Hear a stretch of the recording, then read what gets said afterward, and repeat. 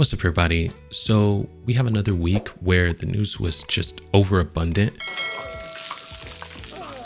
We're going to be talking about Britney Spears. We're going to be talking about new charges that Alec Baldwin might be facing and possibly a new game out of Santa Monica Studios. So let's just hop into Casual Bites. It's Britney.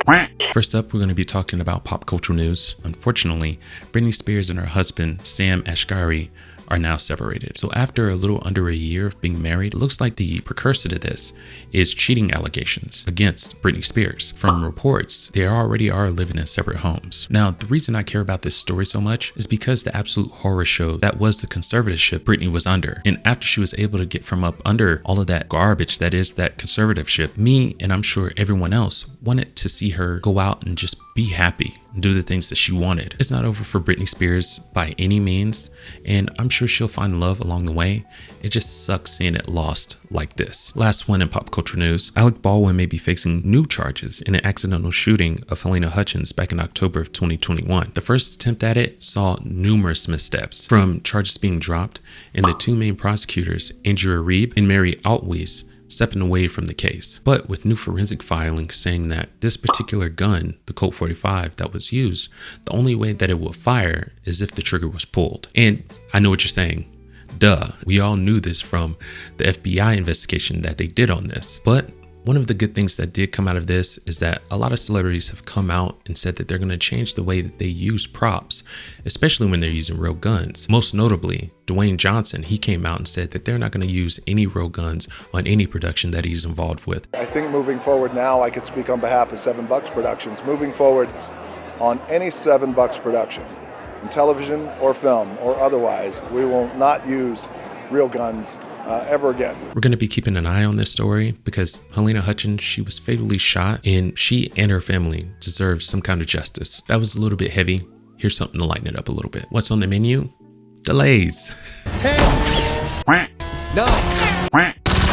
8.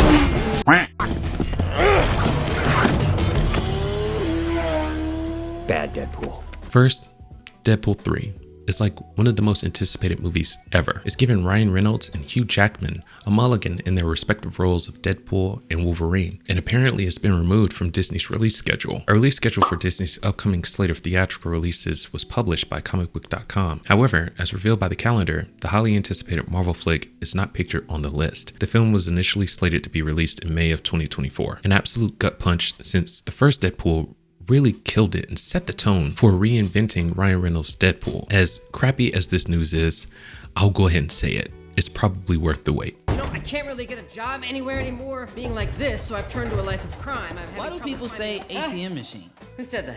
The M stands for machine. Spider-Man! The next one is really an indictment on social media as a whole. Spider-Man Across the Spider-Verse was uploaded in its entirety onto formerly known as Twitter. Now, I'm no big fan of the studios, especially nowadays, but it takes money away from them so that they can keep making good movies like this one. And with this hamster wheel that is the feedback loop, you just find more people that want to do the same thing so that they get the views and the likes. And I want to know, like, have people just kind of settled into this? Like, why aren't there more studies on how this is affecting the brain? Because how this beast is fed, it really looks bleak on the horizon. It's a really garbage thing to do, especially with a movie that's as good as this. Now, last but not least, let's get into some gaming news.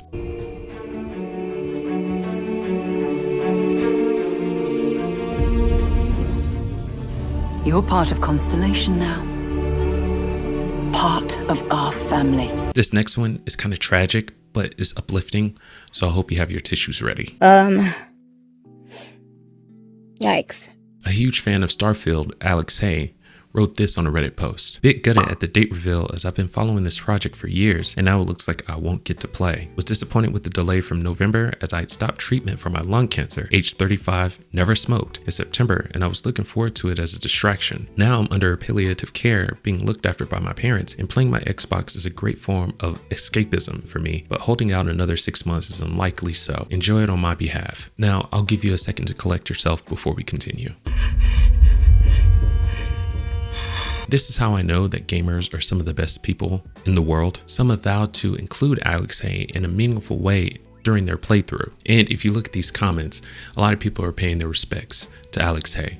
It's an amazing tribute, and some in here even think that Bethesda will incorporate Alex Hay into the game in some way or shape or form as a tribute to him. Rest in peace, Alex. Now you get to play in the stars.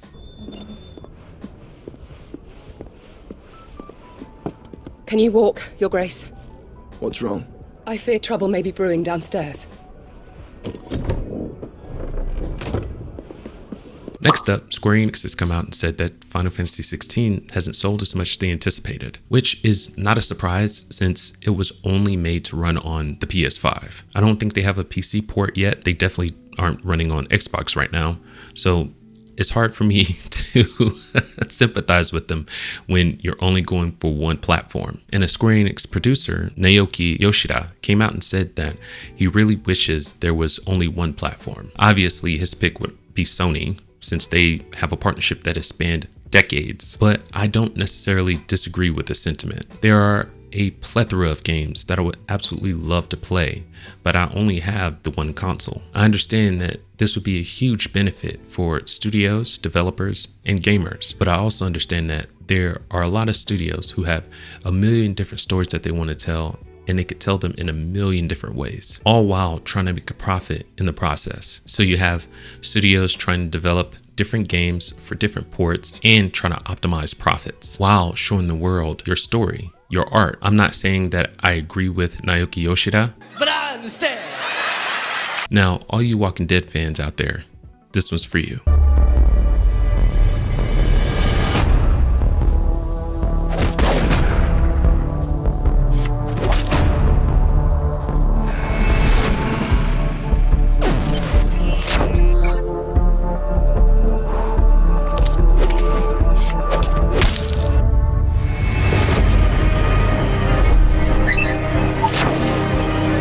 It looks like a Telltale style game, but you can change the canon events from the actual show. And it's in the earlier stages where the premise is still strong and interesting. Now, my first problem lies with the visuals.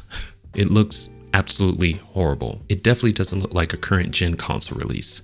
Maybe mobile, but my biggest gripe would be with the story, which we know, but kind of don't know. I hope that they have fresh ideas for Shane's story. I don't want a beat for beat retelling of those earlier seasons just with Shane as the main protagonist instead of Rick. The best case scenario is that the creators of The Walking Dead already had that mapped out and are just putting it into game form. But if it is the former, it would be a colossal missed opportunity. And I can imagine that it would sour the fans that stuck around during those later seasons where it really went off the rails.